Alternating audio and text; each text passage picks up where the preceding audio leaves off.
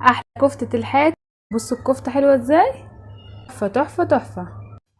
هنعمل كفتة الحاتي باسهل طريقة.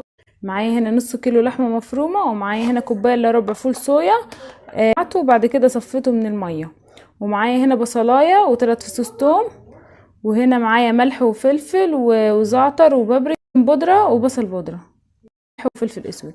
وهنا معايا معلقة كبيرة مليانة من النشا، ونص معلقة صغيرة من بيكنج باودر، ورشة من الحبهان المطحون. وهنعجنهم كويس لمدة 10 دقايق. بصوا القوام بتاعها يبقى عامل ايه، يبقى كده. وهنصبع الكفتة. اهم حاجة في الصبيع لما تيجي تصبعها ان انت تكبسيها كويس. هرصها هنا، هدخلها الفرن على درجة حرارة 220، وهحط الصاج من تحت في حناية، وحطيت عليها معلقة زيت. ادي الكفتة معايا بعد ما استوت على الناحية دي، رحت قلبتها على الناحية التانية. وبصوا محتفظة